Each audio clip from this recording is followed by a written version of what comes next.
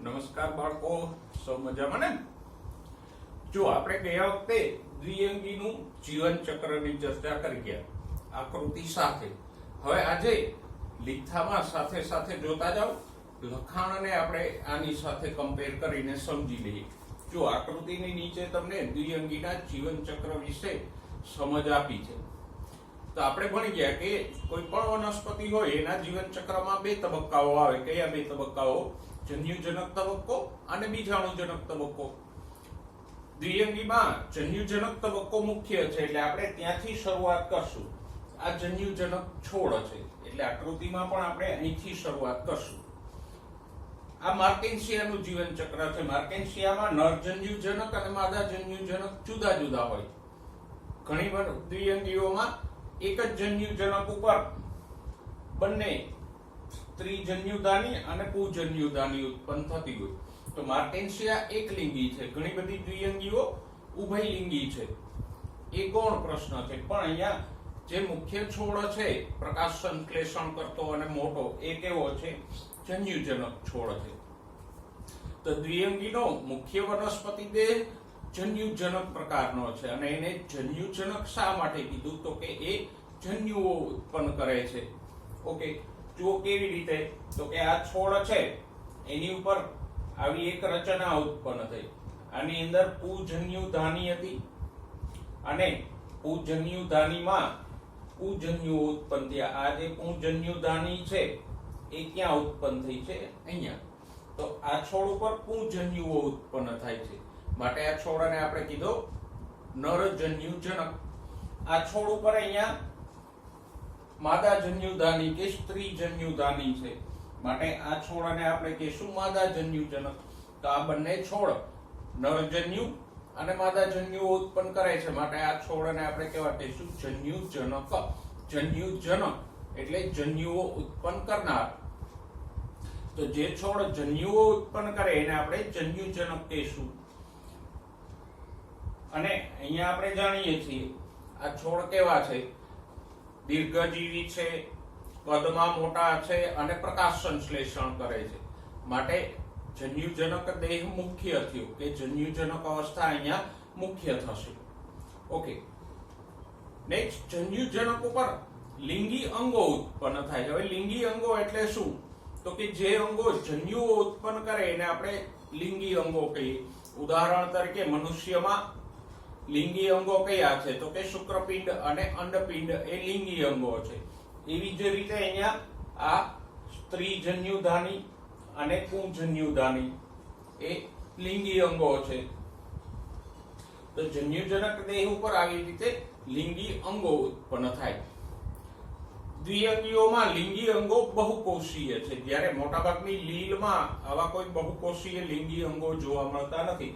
અહીંયા આપણે જોઈ શકીએ કે ઘણા બધા કોષો આમાં સંકળાયેલા છે બંને અંગોમાં. તો પુંજન્યુધાની અને સ્ત્રીજન્યુધાની એ લિંગી અંગો છે.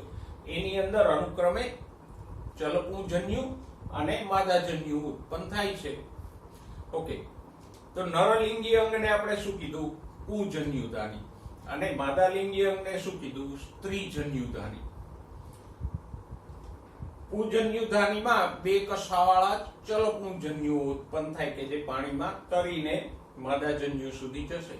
જ્યારે સ્ત્રીજન્યુધાનીની અંદર આવો એક અચલિત માદાજન્યુ ઉત્પન્ન થશે. તો આમાં જન્યુજનક દેહ ઉપર પ્રજનન અંગો કે લિંગી અંગો ઉત્પન્ન થાય અને એની અંદર જન્યુઓ ઉત્પન્ન થાય છે. ઓકે, આગળ જઈએ. જુઓ,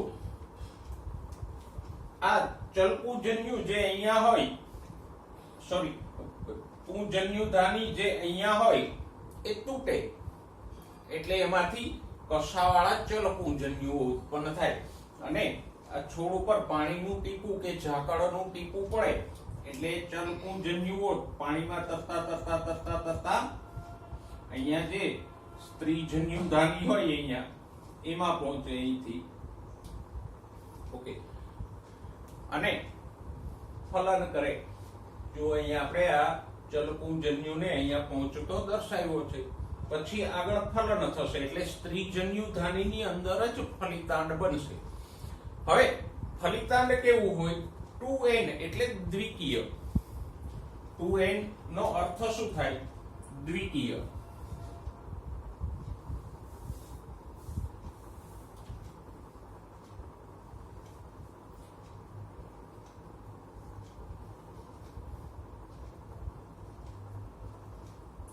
અને દ્વિકીય કોષ કોને કહેવાય? તો કે એવો કોષ જે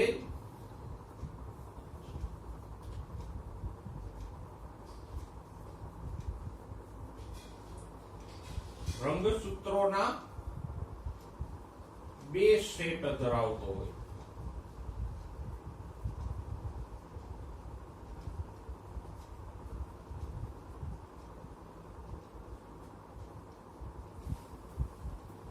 ઉદાહરણ તરીકે જો આપણા કોષોમાં રંગસૂત્રો કેટલા હોય એ તમે જાણો છો, 46 અથવા એમ કહીએ કે 23 જોડી.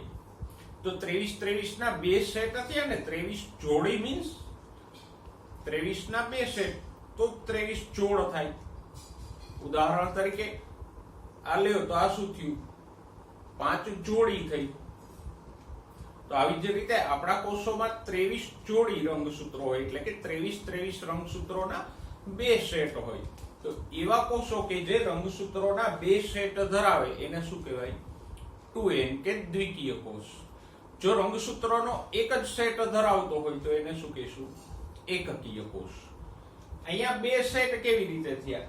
તો કે એક રંગસૂત્રનો એક સેટ ચલપુંજન્યુમાંથી આવ્યો અને બીજો સેટ આ અંડકોષમાંથી આવ્યું.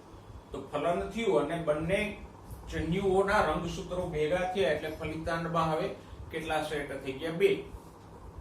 મનુષ્યમાં પણ એવું જ હોય. 23 રંગસૂત્રો શુક્રકોષમાં હોય, 23 રંગસૂત્રો અંડકોષમાં હોય. બંને વચ્ચે ફલન થાય એટલે ફલિતાંડમાં કેટલા થઈ ગયા? 23 + 23. તો જન્યુઓ કેવા હોય? એકકીય હોય. અને બંને વચ્ચે ફલન થાય એટલે ફલિતાંડ કેવું થઈ જાય? દ્વિકીય. તો આમ ચલપુંજન્યુ ધાનીમાંથી ચલપુંજન્યુઓ મુક્ત થઈ અને પાણીમાં તરતા તરતા માદા જન્યુનું ફલન કરે. એને પરિણામે સ્ત્રીજન્યુ ધાનીની અંદર એટલે કે અહીંયા જ જ્યાં સ્ત્રીજન્યુ ધાની હતી ત્યાં દ્વિકીય ફલિતાંડનું નિર્માણ થાય. ઓકે, હવે આગળ બીજાણુજનક ફલિતાંડનું નિર્માણ ફલન થઈ ગયું એટલે બીજાણુજનક અવસ્થા શરૂ થઈ ગઈ. હવે ફલિતાંડનું તરત જ અર્ધીકરણ નહીં થાય. લીલ હોય તો એમાં ફલિતાંડનું તરત જ અર્ધીકરણ થઈને એકકીય બીજાણુઓ બની જાય. પણ અહીંયા સીધા બીજાણુઓ નથી બનતા. ફલિતાંડનું સમવિભાજન થઈ અને ફલિતાંડમાંથી આવો એક ભાગ વિકસે અને આ ભાગના બધા કોષો કેવા હોય? દ્વિકીય હોય, કારણ કે ફલિતાંડના સમવિભાજનથી ઉત્પન્ન થયા છે. એટલે આવો એક દ્વિકીય બીજાણુજનક વિકસશે. અને બીજાણુજનકમાં 3 ભાગો છે. કયા? આ ભાગ જે જન્યુજનક સાથે જોડાયેલો છે એ પાદ. પાદનું કાર્ય શું છે? તો કે એ જન્યુજનકમાંથી ખોરાક અને પાણી શોષા કરે. આખો જન્યુજનક ક્યાં હશે? અહીંયા. બીજાણુજનક ક્યાં હશે? અહીંયા. આમ તો પાદ નું કાર્ય શું છે? તો કે જન્યુજનકમાંથી પાણી અને ખોરાકનું શોષણ કરે. પછીનો એક ટૂંકો ભાગ છે એ પ્રાવરદંડ. ઘણામાં પ્રાવરદંડ લાંબો પણ હોય અને ઉપરનો જે ફૂલેલો ભાગ છે એને કહીશું પ્રાવર. તો આમ પાદ, પ્રાવરદંડ અને પ્રાવરવાળો બીજાણુજનક ફલિતાંડમાંથી વિકાસ પામે. ઓકે, હવે આ પ્રાવરની અંદરના કોષો અર્ધીકરણથી એકકીય બીજાણુઓ ઉત્પન્ન કરે. તો અહીંયા અર્ધીકરણ થાય છે વચ્ચે એટલે રંગસૂત્રોની સંખ્યા બીજાણુમાં અડધી થઈ જશે અને પછી આ બીજાણુઓના અંકુરણથી પાછો હતો એવો જન્યુજનક દેહ વિકસે. તો આમ જન્યુજનક જન્યુઓ ઉત્પન્ન કરીને લિંગી પ્રજનન કરે એ જન્યુઓ વચ્ચે ફલન થાય અને ફલિતાંડમાંથી બીજાણુજનક ઉત્પન્ન થાય. એ બીજાણુજનક આવા અલિંગી બીજાણુઓ ઉત્પન્ન કરે અને બીજાણુના અંકુરણથી પાછો જન્યુજનક બને. તો સિમ્પલી આપણે કહી શકીએ કે જન્યુજનક હોય એની ઉપર નરજન્યુ માદાજન્યુ ઉત્પન્ન થાય, એના વચ્ચે ફલનથી બીજાણુજનક બને, બીજાણુજનકમાં અર્ધીકરણથી બીજાણુ ઉત્પન્ન થાય અને બીજાણુમાંથી પાછો જન્યુજનક ઉત્પન્ન થાય. જે શરૂઆતમાં આપણે અહીંયા વનસ્પતિનું જીવન ચક્ર દોરી ગયા એ જ પ્રમાણેનો ક્રમ છે. આપણે વધારામાં આ પ્રજનન અંગો અહીંયા દર્શાવ્યા છે અને આકૃતિ સાથે દર્શાવ્યું છે. ઓકે, હવે મહત્વની વાત જે આપણે અગાઉ પણ ચર્ચા કરી ગયા કે અહીંયા મુખ્ય અવસ્થા કઈ છે, તો કે આ જન્યુજનક છોડ. બે અવસ્થાઓ છે ને, એક અવસ્થા આ છે બીજાણુજનક અને બીજી અવસ્થા આ છે જન્યુજનક. તો અહીંયા મુખ્ય અવસ્થા કઈ છે? જન્યુજનક. કારણ કે એ કદમાં મોટી છે, બંનેમાં દીર્ઘજીવી એટલે પ્રમાણમાં લાંબુ જીવે છે અને પ્રકાશ સંશ્લેષી છે. જ્યારે આ બીજાણુજનક તો અહીંયા હોય એટલે કેવો હશે? નાનકડો હશે. ખોરાક પાણી માટે પણ એ આ જન્યુજનક માંથી ખોરાક પાણી મેળવે છે અને એનું આયુષ્ય પણ આ છોડ કરતા ટૂંકું છે. તો આ બીજાણુજનક જે અહીંયા ઉત્પન્ન થયો છે એ ખોરાક પાણી માટે જન્યુજનક ઉપર આધારિત છે, કદમાં પણ નાનો છે અને એનું જીવન પણ આ જન્યુજનક છોડ કરતા ટૂંકું છે. માટે મુખ્ય અવસ્થા કઈ થઈ? જન્યુજનક. જ્યારે બીજાણુજનક અવસ્થા ગૌણ છે. તો આમ દ્વિઅંગીઓમાં જન્યુજનક અવસ્થા મુખ્ય છે અને બીજાણુજનક અવસ્થા કેવી છે? ગૌણ છે. હવે જન્યુજનક અવસ્થા અને બીજાણુજનક અવસ્થા વચ્ચેના તફાવતો આપણે નીચેને અનુલક્ષીને જોઈ લઈએ. તો સૌથી પહેલા તો એ કે જન્યુજનક અવસ્થા કોને કહેવાય? તો કે જે અવસ્થા જન્યુઓ ઉત્પન્ન કરે એને આપણે જન્યુજનક અવસ્થા કહીશું. આમાં જનક શબ્દનો અર્થ જ થાય ઉત્પન્ન કરનાર કે જન્મ આપનાર. તો જે જન્યુઓને જન્મ આપે એને આપણે જન્યુજનક અવસ્થા કહીશું.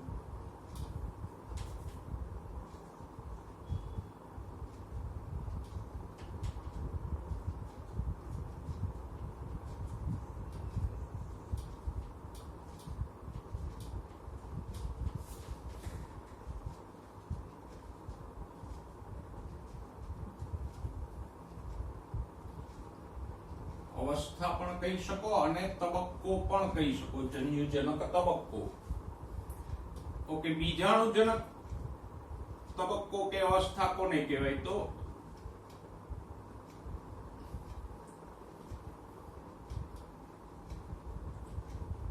જે અવસ્થા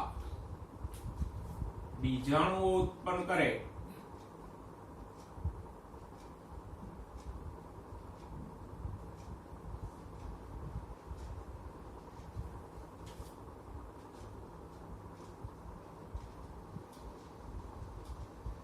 એને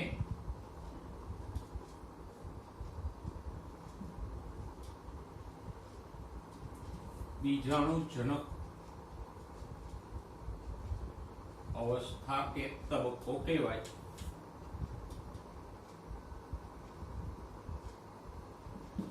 આ એક મહત્વનો તફાવત. બીજો તફાવત, જન્યુજનક અવસ્થા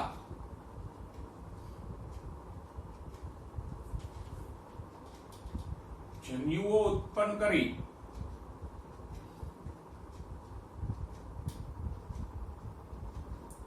અને લિંગી પ્રજનન કરે. કારણ કે જન્યુઓ એટલે પુંજન્યુ અને માદાજન્યુ ઉત્પન્ન થાય, એની વચ્ચે ફલન થાય, તો એને જ આપણે લિંગી પ્રજનન કહીએ. કોને કહીએ લિંગી પ્રજનન?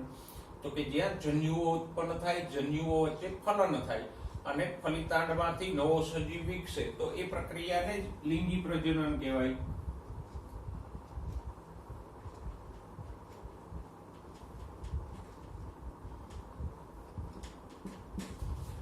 જ્યારે બીજાણુજનક અવસ્થા પ્રજનન કરે છે, પણ કેવું? તો કે એ બીજાણુઓ દ્વારા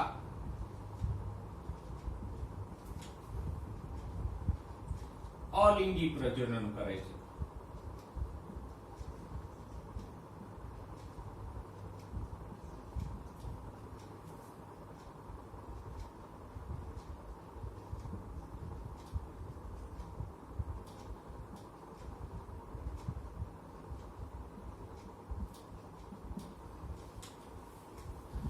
બીજાણુઓ દ્વારા જે નવો જન્યુજનક ઉત્પન્ન થાય છે એને આપણે અલિંગી પ્રજનન કીધું. શા માટે?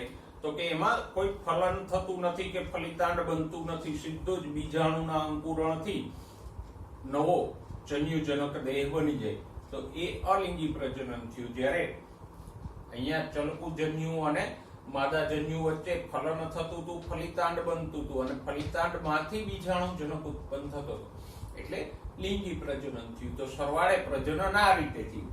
જન્યુજનક લિંગી પ્રજનનથી બીજાણુજનક ઉત્પન્ન કરે અને બીજાણુજનક અલિંગી પ્રજનનથી જન્યુજનક ઉત્પન્ન કરે છે. જેમ પેલામાં હતું ને કે પુષ્પકો લિંગી પ્રજનનથી છત્રક ઉત્પન્ન કરે અને છત્રક અલિંગી પ્રજનનથી પુષ્પક ઉત્પન્ન કરે. Okay, next.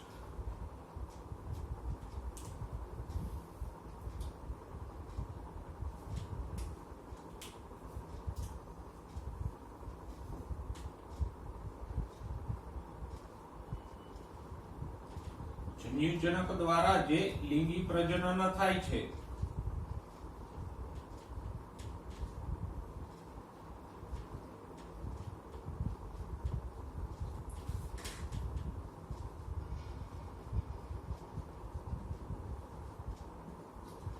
એને પરિણામે જે ફલિતાંડ બને, ફલિતાંડને યુગ્મનજ પણ કહેવાય. તો ફલિતાંડમાંથી દ્વિકીય બીજાણુજનક બનશે.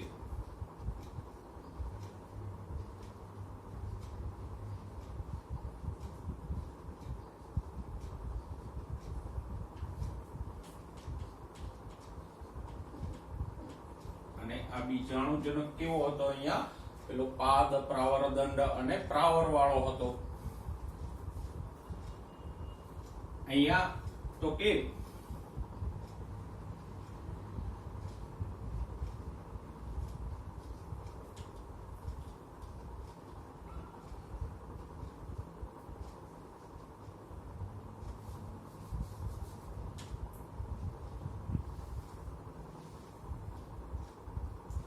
બીજાણુજનકમાં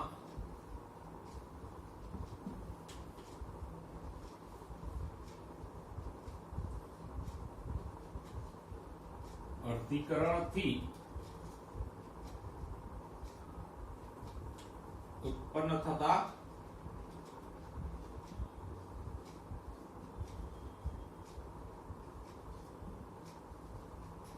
બીજાણુઓ એકકીય n હોય, જે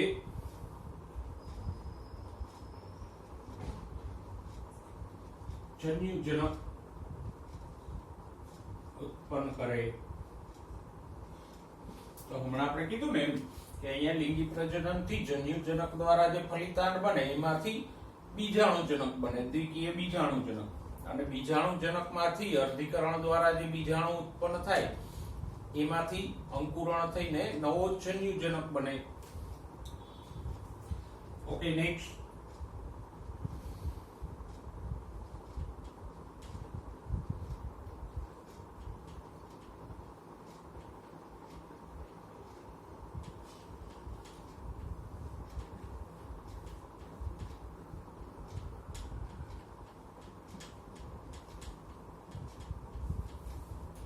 જન્યુજનક એકકીય કોષો ધરાવે.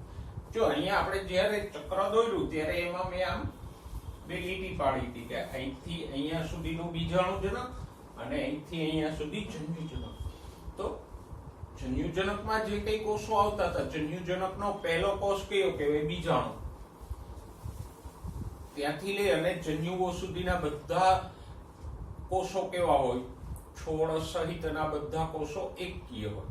જ્યારે બીજાણુજનક અવસ્થાનો પહેલો કોષ કયો કહેવાય? ફલિતાંડ. તો ફલિતાંડથી લઈ અને પેલો પાદ, પ્રાવરદંડ અને પ્રાવર વાળો બીજાણુ જનક છે એના બધા કોષો કેવા હોય? દ્વિકીય. એકકીય કોષો આપણે કોને કીધા? તો કે જેમાં રંગસૂત્રોનો એક જ સેટ હોય એ એકકીય કોષો, અને જેમાં રંગસૂત્રોના બે બે સેટ હોય એ દ્વિકીય. તો જન્યુજનક એકકીય કોષો ધરાવે, જ્યારે બીજાણુજનક તબક્કાના બધા કોષો કેવા હોય? દ્વિકીય હોય.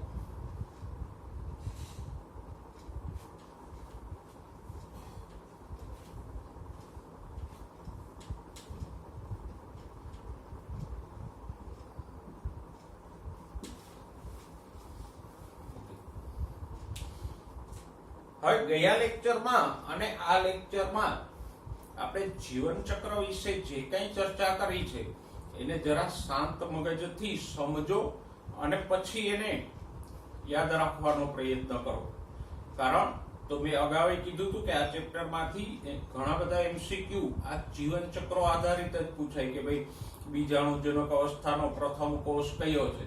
તો કે ફલિતાંડ. દ્વિઅંગીમાં મુખ્ય અવસ્થા કઈ હોય છે? તો કે જન્યુજનક. અથવા તો દ્વિઅંગીમાં જન્યુજનક અવસ્થા કેવી હોય? તો કે પ્રકાશ સંશ્લેષી, દીર્ઘજીવી અને મોટી છે. તો આમ એના આધારે તમને પ્રશ્નો પૂછે. અને પાછું ત્રિઅંગી, અનાવૃત અને આવૃત બીજધારીમાં અવસ્થાઓ બદલાશે. અહીંયા જન્યુજનક મુખ્ય છે. ત્રિઅંગી, અનાવૃત, આવૃતમાં બીજાણુજનક મુખ્ય થઈ જશે.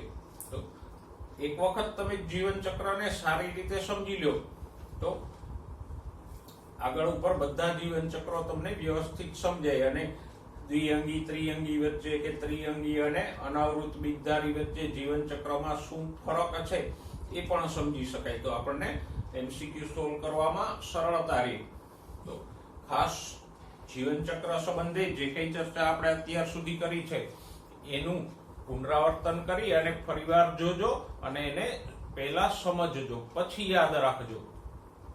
ઓકે બાળકો, હવે જોઈએ દ્વિઅંગીઓની આર્થિક અગત્યતા. જેમ આપણે લીલની આર્થિક અગત્યતા ભણી ગયા હતા કે લીલની 70 જેટલી પ્રજાતિઓ ખોરાક અને ઘાસચારા તરીકે વપરાય. ઘણી બધી લીલમાંથી આપણને આલ્જીન, કેરાજીન કે અગર અગર જેવી ઉપયોગી પ્રોડક્ટ્સ મળે છે. તો એમ દ્વિઅંગીની પણ આર્થિક અગત્યતા જોઈ લે. પણ અફસોસની વાત એ છે કે લીલની જેમ દ્વિઅંગીઓની ખાસ આર્થિક અગત્યતા નથી. અફસોસ નહીં, આમ તો આનંદની વાત કહેવાય કે આપણે એટલું યાદ ઓછું રાખવું. તો લીલની જેમ દ્વિઅંગીઓની ખાસ કોઈ એવી વિશિષ્ટ આર્થિક અગત્યતા નથી, ઓછી છે. પણ ઘણી બધી મોસ ઘાસચારા તરીકે ઉપયોગી છે.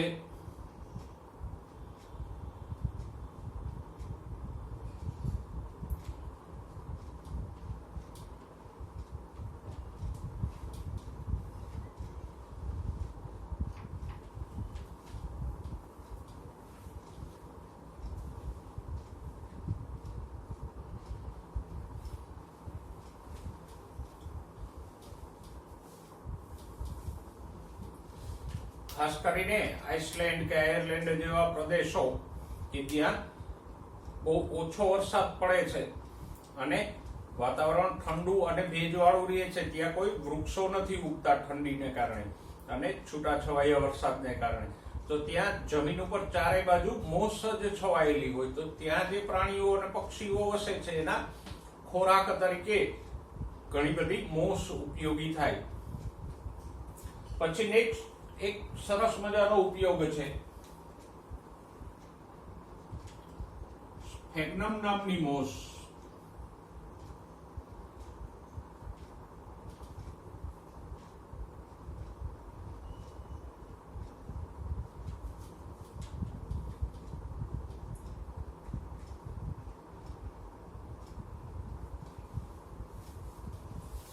પીટ બનાવે.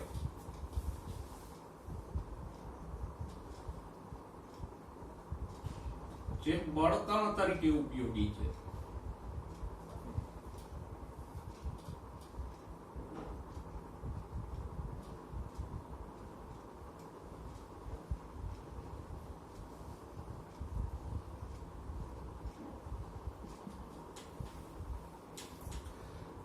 જો આ સ્ફેગ્નમ જેવી મોસ છે એ જમીન ઉપર પથરાયેલી હોય લોન નીચે, અને જેમ જેમ એની ઉપર તરફ વૃદ્ધિ થતી જાય એમ એમ નીચેના જૂના ભાગો સડીને મરતા જાય, અને આમ વર્ષો સુધી આવા મરેલા ભાગોને કારણે એક કાળો જથ્થો બની જાય નીચે.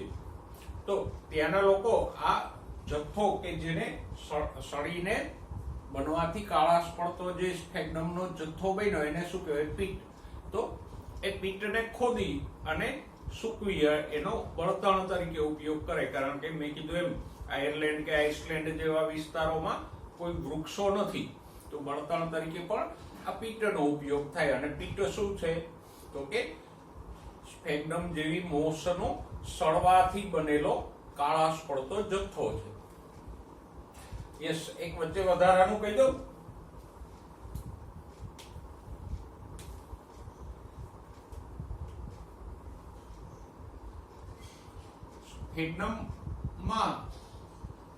સ્ફેગ્નમ નામની જે મોસની આપણે વાત કરીએ છીએ એમાં આયોડિનની સારી એવી માત્રા હોય.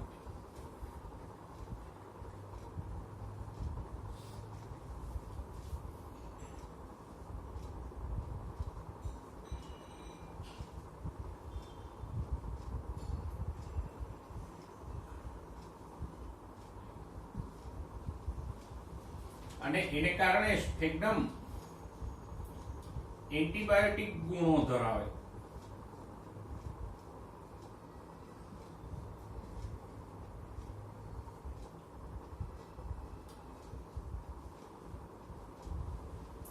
કઈ વાગ્યું હોય તો આ સ્ફેગ્નમને કસી ચોળી અને એની ઉપર લગાવી દો તો ત્યાં ચેપ લાગતો અટકે. ઓકે, ઘણી બધી મોસ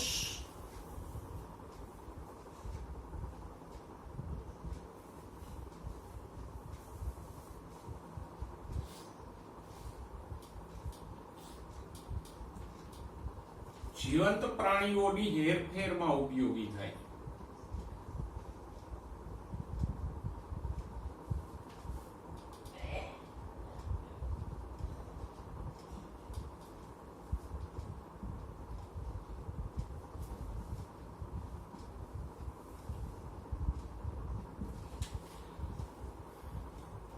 કારણ તો કે આ મોસ આમ લાંબી પથરાયેલી હોય તો એનો જથ્થો લઈ અને એની વચ્ચે એમાં પાણી છાંટી દો તો ઘણો સમય એની વચ્ચે પાણી ભરાયેલું રહે.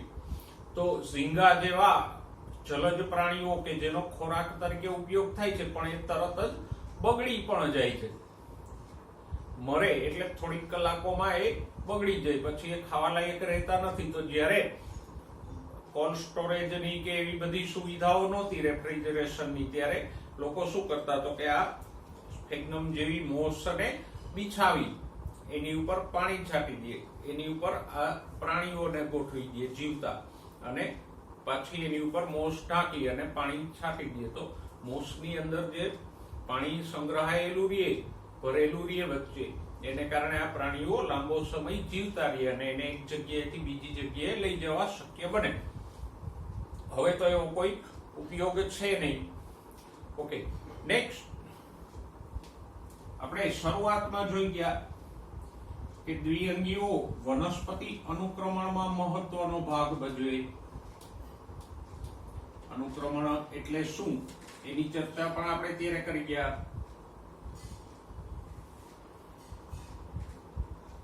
અને અનુક્રમણમાં સૌથી પહેલા ખડકો ઉપર ઉગતી વનસ્પતિ હોય તો એ લાઇકેન છે, અને લાઇકેન પછી દ્વિઅંગીઓ આવે.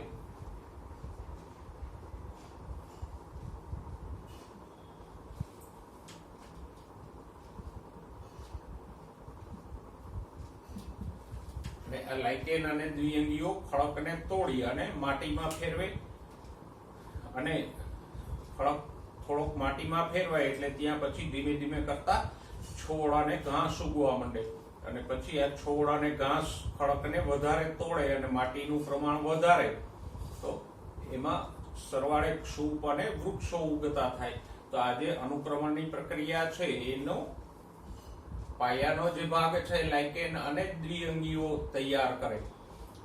તો એમાં છોડ અને વૃક્ષો ઉગી શકે. નેક્સ્ટ, ઘણી બધી મોસ, સ્ફેગ્નમ છે, પોરેલા છે, પછી ઇવન માર્ટેન્સિયા કે પોલિટ્રિકમ જેવી દ્વિઅંગીઓ જમીન ઉપર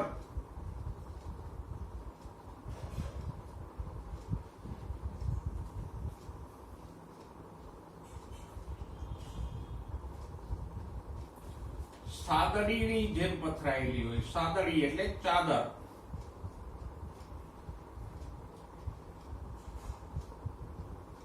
જેમ લોન જમીન ઉપર આમ ગાલીચાની જેમ પથરાયેલી હોય, એમ આ દ્વિઅંગીઓ પણ એવી જ રીતે ઘટ્ટ રીતે પથરાયેલી હોય.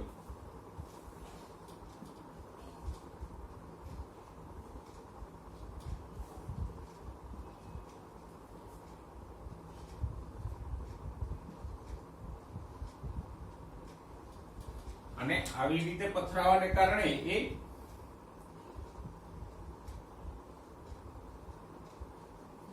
જમીનને વરસાદથી ધોવાતી અટકાવે.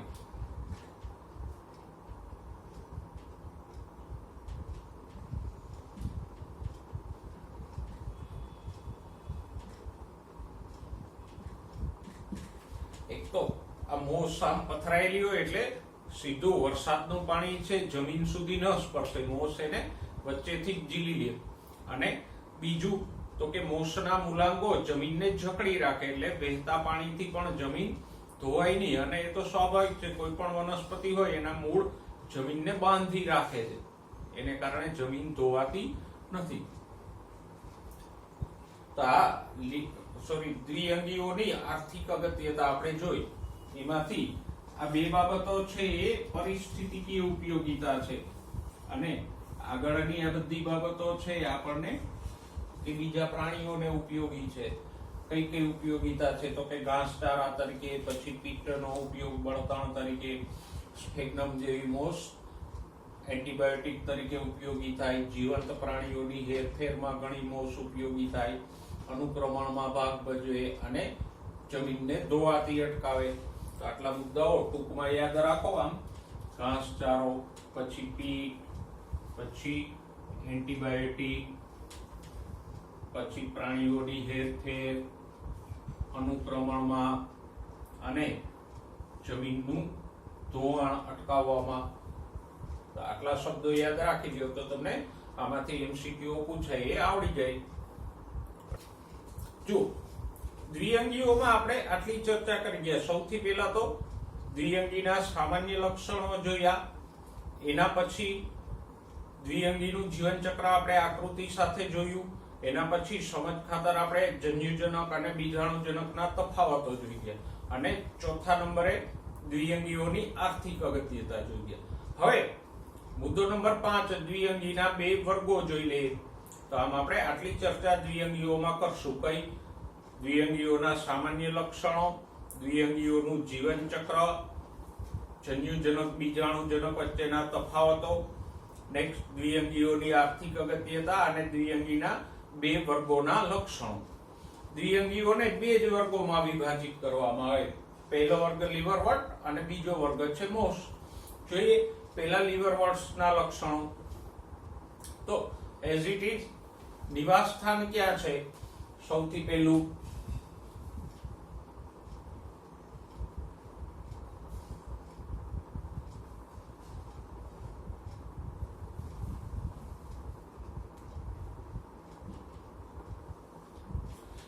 તો જેમ દ્વિઅંગીમાં આપણને આપ્યું હતું એવી જ રીતે લીવરવર્ટ્સ હોય કે મોસ ભેજયુક્ત અને છાંયડા પ્રિય નિવાસ સ્થાનોમાં વસે. દાખલા તરીકે ઝરણાઓ કે નદીના કિનારાઓની આજુબાજુની ભીની જમીનો, જંગલમાં આવેલી ભેજયુક્ત છાંયડાવાળી જમીનો ઉપર, પછી વૃક્ષોની ભીની છાલ ઉપર, જૂની દિવાલો ઉપર અને લાકડાઓની ગરતામાં. ગરતા એટલે બખોલ. કોઈ જૂના લાકડાઓ હોય કે જેમાં આમ બખોલ કે થઈ ગઈ હોય તો એમાં વસે, જ્યાં તડકો પણ ઓછો આવતો હોય અને ભેજ પણ રહેતો હોય. તો આમ ક્યાંય પણ વસે દ્વિઅંગીઓ, જ્યાં ભેજ અને છાંયડો હોય ત્યાં. ઓકે, રચનાની વાત કરીએ. નિવાસ સ્થાન પછી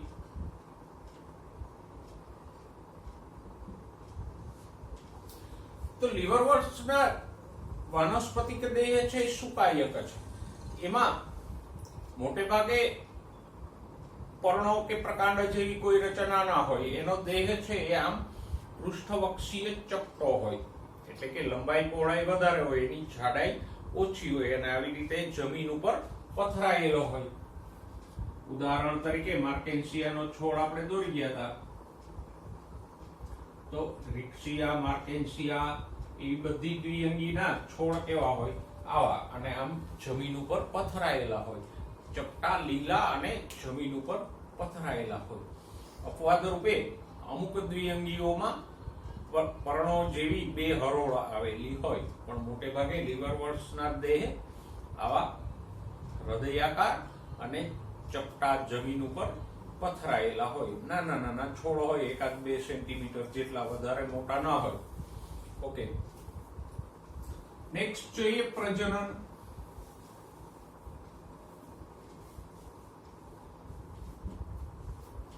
પ્રજનન કેવી રીતે થાય? તો આમ તો આપણે જીવન ચક્રમાં એને સવિસ્તાર ભણી ગયા, પણ અલિંગી કે વાનસ્પતિક પ્રજનન કેવી રીતે થાય છે?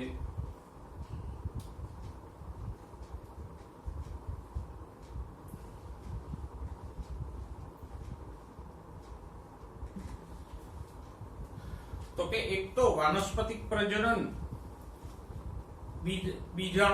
અલિંગી પ્રજનન પેલા બીજાણુઓ દ્વારા થાય, કે જે પ્રાવરણની અંદર ઉત્પન્ન થાય. તો અલિંગી કે વાનસ્પતિક પ્રજનન કેવી રીતે થાય છે? એક તો બીજાણુઓ દ્વારા થાય, અને બીજું થાય કુડમલીઓ દ્વારા.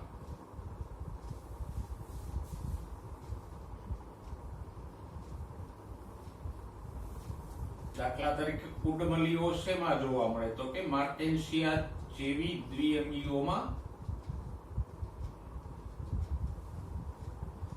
આવી કુડમલીઓ જોવા મળે. કેવી હોય આ રચના? તો કે કુડમલી એક પ્યાલાકાર રચના છે. અહીંયા માર્કેન્સિયાના જન્યુજનક દેહ ઉપર આવી પ્યાલાકાર કપ આકારની રચનાઓ ઉત્પન્ન થાય. એકને આપણે જરા મોટી કરીને દોરીએ તો આવી નાની નાની પ્યાલાકાર રચનાઓ ઉત્પન્ન થાય. એને કહીશું કુડમલી પ્યાલો.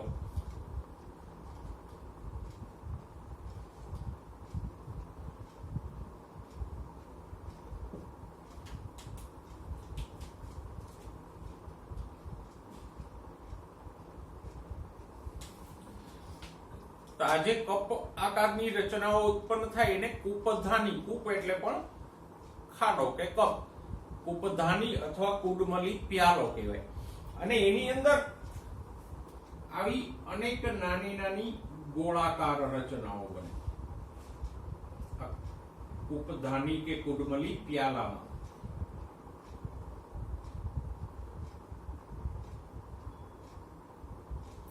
અને આ જે નાની નાની ગોળાકાર રચનાઓ બની એને જ કહેવાય કુડમલી. પછી આ કુડમલીઓ છૂટી પડીને નવો જન્યુજનક દેહ બનાવશે. જો અહીંયા જે કઈ અલિંગી કે વાનસ્પતિક પ્રજનન થાય છે એમાં ફક્ત જન્યુજનક જ ઉત્પન્ન થશે, ક્યાંય બીજાણુજનક ઉત્પન્ન નહીં થાય. બીજાણુ દ્વારા અલિંગી પ્રજનન થાય તો જન્યુજનક દેહ બને. આવો કુડમલીઓ દ્વારા થાય તો પણ જન્યુજનક દેહ બને. અને ઘણીવાર આ જન્યુજનક દેહનું અવખંડન એટલે ટુકડા થવાથી પણ નવો જન્યુજનક બને. એટલે અહીંયા અલિંગી કે વાનસ્પતિક પ્રજનનથી ફક્ત શું બનશે? જન્યુજનક જ બનશે, ક્યાંય બીજાણુજનક ઉત્પન્ન થતો નથી.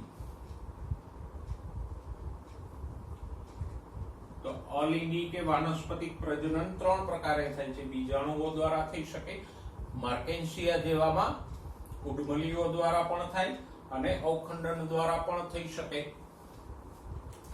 ઓકે, નેક્સ્ટ જોઈએ બીજું પ્રજનન, લિંગી પ્રજનન.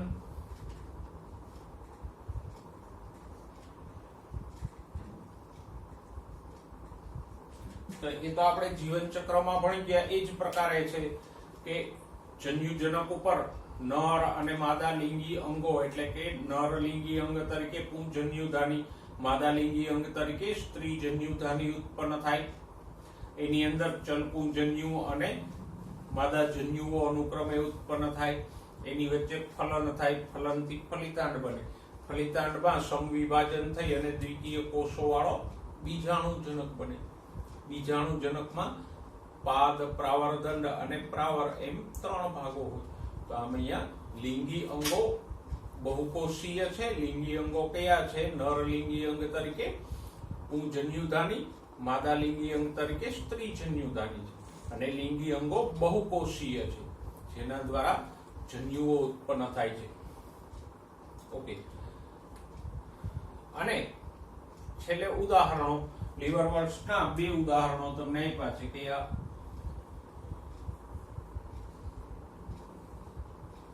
રિક્સિયા અને માર્ટેન્સિયા.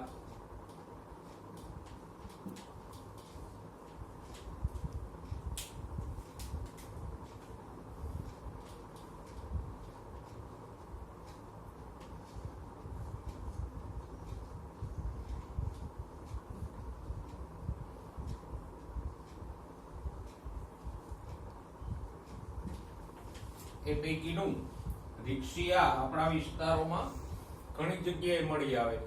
ખાસ કરીને ચોમાસા દરમિયાન જન્માષ્ટમી આસપાસ ભેજવાળું વાતાવરણ હોય ત્યારે જંગલોમાં, જમીન ઉપર કે પડતર જમીનોમાં, દિવાલો ઉપર રિક્સિયા આપણને મળી આવે. તો આમ આપણે દ્વિઅંગીના પહેલા વર્ગ લીવરવર્ટ્સના લક્ષણો જોયા. નેક્સ્ટ ટાઈમ દ્વિઅંગીના બીજા વર્ગ મોશના લક્ષણોની ચર્ચા કરશું અને ત્રિઅંગીના લક્ષણોની ચર્ચા સાથે ફરીવાર મળીશું. ત્યાં સુધી સ્વસ્થ રહો, મસ્ત રહો અને ભણવામાં વ્યસ્ત રહો.